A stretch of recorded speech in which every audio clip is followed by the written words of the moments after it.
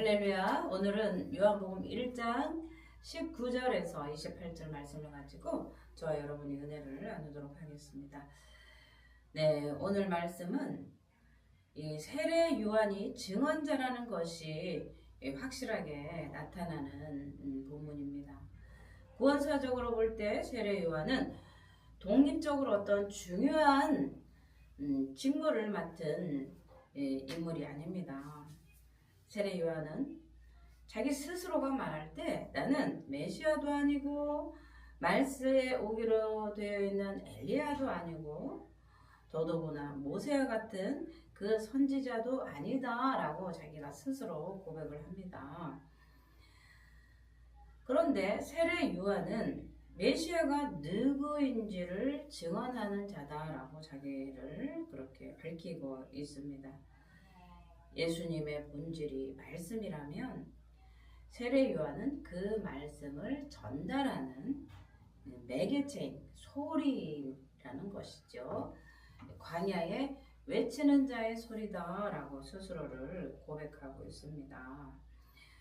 오늘 이 19절을 보면은요, 세례 요한이 증언이다라고 말씀을 하는 거예요. 이것이 요한의 증언이다 말로 이렇게 시작을 하는데요. 이 34절에 내가 증언하였노라 라는 말과 숨이 쌍관을 이루고 있습니다. 여기에서 핵심 개념이 증언인데요. 세례 요한의 역할은 예수님에 대해서 증언하는 것입니다. 그는 자신이 메시아나 종말론적 인물이 아니고 예수님이 바로 그런 인물이라고 증언해주고 있습니다. 세례 요한에게 사람을 보내어 내가 누구냐라고 물은 인물들은 이 요한복음에서 예수님의 대적자로 나오는 유대인들입니다. 이 단어는 유대인 전체가 아니라 예루살렘에 있는 유대인 당국자를 가리키고 있다는 것이죠. 자, 20절에 보면은요, 또 메시아가 아닌 요한을 우리가 볼 수 있는데요. 19절에서 유대인 당국자들이 보낸 이 제사장들과 레위인들이 질문한 것은 아주 추상적인 거였어요. 그런데 세례 요한은 그 의도를 잘 파악해서 구체적으로 대답을 해주고 있습니다. 그는 자신이 그리스도가 아니다. 당시에는 유대인 각 종파마다 기대하는 메시아가 따로 있었습니다. 다윗 계열의 메시아에 대한 기대가 주류였고요. 이 쿰란 공동체에서는 제사장 메시아까지 추가해서요, 2명이 메시아를 고대하고 있었습니다. 그런데 세례 요한은 자신은 어떤 종류의 메시아적 인물도 아니다라고 말씀을 하는 거죠. 그러면 엘리야나 그 선지자냐? 이렇게 또 묻게 되죠. 그런데 세례 요한은 자신은 메시아도 아니고 엘리야도 아니고 그 선지자도 아니다. 오직 자신은 광야에 외치는 자의 소리다 라고 자기 자신을 고백하고 있습니다. 우리 24절에서 28절까지 보겠습니다. 마지막으로 세례 요한이 왜 그러면 너는 메시아도 아니고 그리스도도 아니고 엘리야도 아니고 모세처럼 선지자도 아닌데 그러면 왜 세례를 베푸느냐라는 이 유대 당국자들의 질문에 이렇게 대답을 합니다. 그런데 그 대답은요, 그들이 직접적인 질문에 대한 대답이 아니고요, 자신과 비교할 수 없는 귀한 분이 오실 것인데 그분은 내가 신발끈도 풀 자격도 없는 자입니다 라고 고백을 하는 거예요. 당시에는 주인의 신발끈을 풀고 정리해두는 일은요, 노예가 하는 일이었습니다.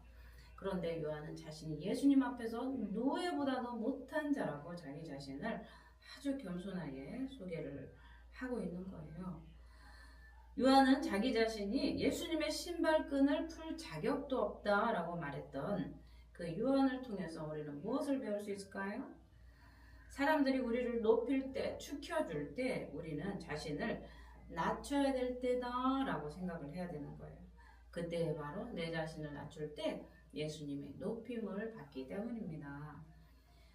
요한의 사역은 굉장한 성경을 가져왔습니다. 요단에서 많은 사람들이 세례를 받았고요. 나중에는 예수님의 그 제자들이 주님 세례 요한에게 많은 세례를 베풀고 있습니다 라고 보고가 들어갈 정도 아니었습니까? 온 유대 지방과 예루살렘들이 다 그에게 나아가서 회개하고 세례를 받았습니다. 이런 상황으로 인해서 세례 질문이 나온 것은요 당연한 거예요. 그런데 요한은 자신의 사역에 대한 그 일에 대해서 한마디도 대꾸하지 않고서 오직 예수님 앞에서 자기는 노예보다 못한 존재입니다 라고 자기 자신을 그냥 낮춰버리는 거예요. 그 질문에 대해서 시시비비 가리지 않고 그저 자기 자신을 그들 앞에서 또는 하나님 앞에서 예수님 앞에서 사람들 앞에서 자기 자신을 낮추었다는 거죠. 우리는 이 요한의 고백을 통해서 주님의 신실하신 종 성숙한 신앙인은 사람들이 자신을 높일 때 오히려 자신을 낮추는 것을 우리가 보게 되는 거죠. 성공과 타인의 칭찬 앞에서 자신을 낮출 때 우리와 함께 하시는 예수님이 높아지시는 거죠. 예수님의 신실한 종들의 특징이 뭐겠습니까? 자신의 성공과 타인의 칭찬에 춤추지 않는 것이죠. 세례 요한의 사역은 여러 예루살렘 유대에 소문이 나 있었습니다. 수많은 사람들이 그에게 몰려왔고요. 그의 사역이 유대교 당국자들에게까지 불안을 조성할 정도로 성공적이었어요. 그렇기 때문에 요한이 누구인가를 물으러 오지 않았겠습니까? 과연 누구길래 저토록 요한에게 사람들이 몰려드는가? 그래서 지금 유대 당국자들이 지금 조사가 행해지고 있는 것 아니겠습니까? 그런데 요한은 자신을 낮추고 예수님을 높였어요. 우리가 무엇인가 큰 성과를 내고 사람들이 칭찬할 때 우리는 그때 우리 자신을 낮춰야 되는 때라고 보아집니다. 요한은 자기 자신을 스스로 생각한 적도 없습니다. 그러나 놀랍게도 예수님은 후에 그를 큰 자라고 우리에게 설명을 해주시면서 요한을 칭찬하고 약속된 엘리야로 높여주시고 있어요. 요한이 자기 자신을 주님 앞에서 겸손히 낮추었을 때 예수님은 요한을 높여주셨다는 사실이에요. 우리는 이것을 통해서 우리는 무엇을 배우게 될까요? 예수님은 겸손히 자신을 낮추는 자를 기뻐하시고 때가 되면 그를 높여주신다는 사실입니다. 세례 요한이 누구입니까? 세례 요한은 아비야 반열 제사장 가문에서 자라났어요. 또 사역을 시작할 때 많은 사람들이 그에게 와서 세례를 받았고요. 사람들이 몰려들었습니다. 좋은 배경을 가졌고 또 사역의 부흥도 경험했어요. 그렇기 때문에 자신을 충분히 자랑할 만도 했습니다. 그러나 한결같이 자신을 낮추면서 자신은 오히려 광야에 외치는 자의 소리일 뿐이라고 그를 조사하러 온 유대 당국자들에게 자신을 밝히고 있다는 사실이죠. 우리는 요한의 경우를 통해서 보듯이 예수님은 때가 되면 겸손한 자를 높여주십니다. 자신의 능력보다 중요한 것이 예수님 앞에서 겸손입니다.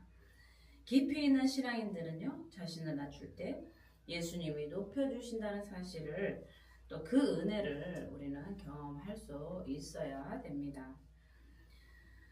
이 요한이 사람들 앞에서 자신을 누구라고 말하는가? 주님 앞에서 자신이 어떤 존재임을 알기에 그분이 기뻐하실 만큼 충분히 겸손한가?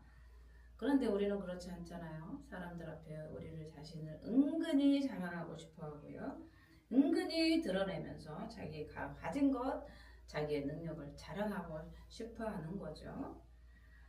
그러나 예수님은 성숙한 종이라면 사람들의 칭찬과 사람들의 인정 앞에서 겸손하게 나는 대단한 사람이 아닙니다 라고 말할 수 있어야 된다는 거죠.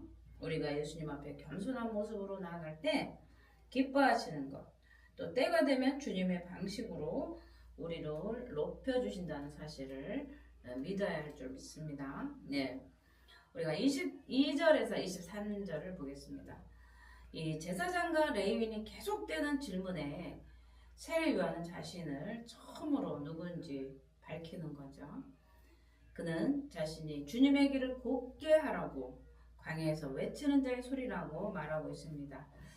고대 근동에서는요, 왕이 지나갈 때, 어떤 지역을 지나갈 때 전에 신하가 그 지역에 먼저 파견이 되어서 사람들에게 장애물도 없애고 길을 정비하여 왕을 맞이할 준비를 하라고 소리를 칩니다.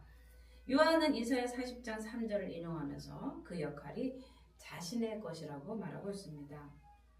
우리는 삶의 현장에서 세례 요한처럼 주의 길을 예비하는 광야의 소리로 살아간다는 것이 과연 무엇을 뜻하는지 우리는 잘 생각해 볼 필요가 있습니다.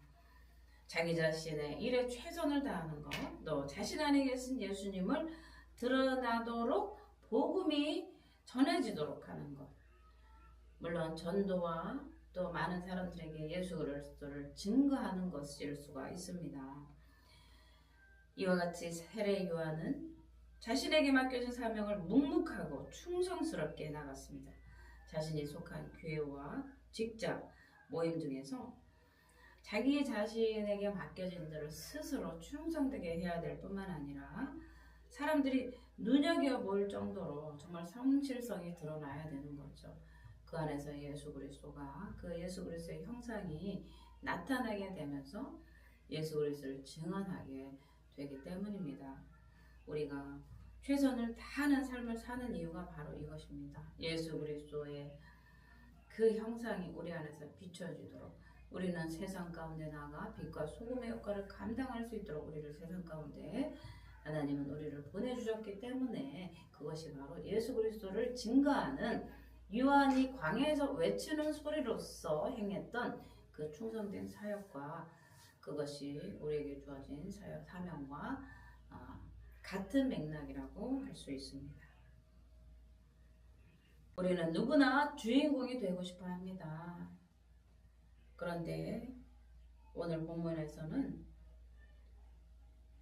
여전히 세례 요한의 겸손을 볼 수가 있는 거죠. 유대인들이 예루살렘에서 제사장 등과 레위인들을 세례 요한에게 보냈을 때 그는 겸손하게 예수님을 높이는 자로서 그의 사역을 충성되게 행하고 있다는 사실을 우리는 보았습니다.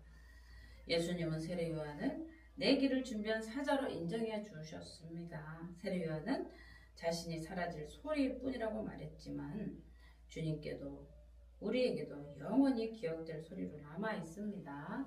아멘, 할렐루야.